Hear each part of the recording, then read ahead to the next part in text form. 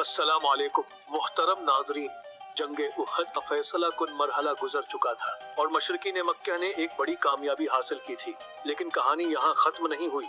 यहाँ एक अहम वाक़या पेश आया जब कुरैश के सरदारों ने मुसलमानों की कुव्वत को मुकम्मल तौर पर खत्म करने के लिए उनका ताक़ुब करने का फैसला किया। इस ताक़ुब में भी खालिद बिन वलीद रज़ी अल्लाह अन्हु, जो इस वक्त मुसलमान नहीं हुए थे, पेश थे। उन्होंने कौन सी हिकमत अमली इस्तेमाल की, आज हम उसी खास वाक़े पर रोशनी डालेंगे। अगर आप तारीखी वाक़यात में दिलचस्पी रखते हैं तो फौरन इस चैनल को सब्सक्राइब करें।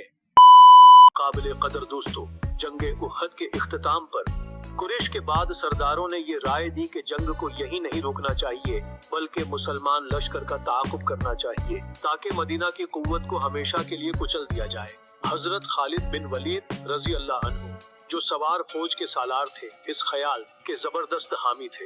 ये वाक़या हमें दिखाता है कि खालिद रज़ी अल्लाह अन्हु फतह को मुकम्मल किए बगैर पीछे हटने वाले नहीं थे। उन्होंने एक मर्तबा फिर अपनी फौज को तैयार किया ताकि बच्चे कुचे मुसलमानों पर हमला किया जा सके। मेरे प्यारे दोस्तों, हुजूर नबी अकरम सल्लल्लाहु अलैहि वसल्लम को जब इस ताक़ुब की इत्तला मिली तो आपने जख्मों से चूर सहाबा कराम रज़ी अल्लाह अन्हुम को हुक्म दिया कि वो भी कुरैश के लश्कर का ताक़ुब करें। इस वाक़ये को ग़ज़वाए हमरा अल असद के नाम से जाना जाता है। मुसलमानों ने शदीद जख्मी होने के बावजूद मक्का के लश्कर को ये दिखाने के लिए ताक़ुब शुरू किया कि वो अभी भी कमजोर नहीं हुए हैं। ये हिकमत अमली खालिद बिन वलीद के सामने मुसलमानों की मजबूती को जाहिर करने के लिए जरूरी थी। काबिल कदर दोस्तों, जब खालिद बिन वलीद रज़ी अल्लाह अन्हु ने देखा कि जख्मी मुसलमान भी उनका पीछा करने के लिए निकल आए हैं तो वो हैरान हुए। कुरैश के सरदारों ने सोचा था कि मुसलमान हौसला हार चुके होंगे और घरों में छुप गए होंगे। मुसलमानों का ये जवाबी इक़दाम खालिद के लिए एक गैर मुतवक्कन वाक़या था। यह जुर्रत व बहादुरी इस वक्त के मक्का के सरदारों के इरादों पर पानी फेरने वाली थी। ये देखकर उनके ताक़ुब का जोश ठंडा पड़ गया। हुजूर मुहतरम हमरा अल असद के मुकाम पर हजरत खालिद बिन वलीद रज़ी अल्लाह अन्हु और उनके साथियों को एक जासूस मिला जिसने उन्हें मुसलमानों की बड़ी ताकत और तैयारी की झूठी खबर।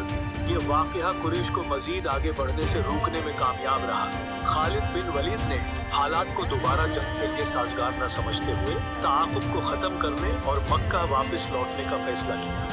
इज्जत मआब सामीईन, इस वाक़ये से ये वाज़ेह हो गया कि जंगे उहद में कामयाबी के बावजूद कुरैश का लश्कर मुसलमानों को मुकम्मल तौर पर शिकस्त नहीं दे पाया था। खालिद बिन वलीद का ताक़ुब ख़त्म करना इस बात की इलामत थी कि मुसलमानों का खौफ अभी भी उनके दिलों में मौजूद था। ये एक नफ्सियाती जंग थी जिसे मुसलमानों ने सिर्फ अपनी जुर्रत और नबी सल्लल्लाहु अलैहि वसल्लम के हुक्म की इताअत से जीता था। ये वाक़या मुस्तक़बिल में खालिद के इस्लाम कबूल करने की वजूहात में से एक बना। जाने अजीज, ये पूरा वाक़या जो जंगे उहद के फौरन बाद पेश आया, खालिद बिन वलीद के अस्करी करियर का एक और अहम मोड़ था। उन्होंने मुसलमानों की तरफ से एक गैर मुतवक्का और फौरी रद्द अमल देखा जो एक शिकस्त खुर्दा फौज से हरगिज मुतवक्के नहीं था। ये वाक़या हमें सिखाता है कि मैदान जंग में दुश्मन के इरादों को पढ़ना कितना जरूरी है।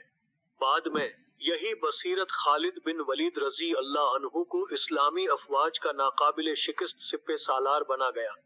जंगे उहद के बाद हजरत खालिद बिन वलीद रज़ी अल्लाह अन्हु के मुसलमानों के ताक़ुब और इसके नतीजे का वाक़या। क्या आपने कभी सोचा था कि जख्म खुर्दा सहाबा ये अजीम कारनामा सर अंजाम देंगे? हमें कमेंट्स में जरूर बताएं।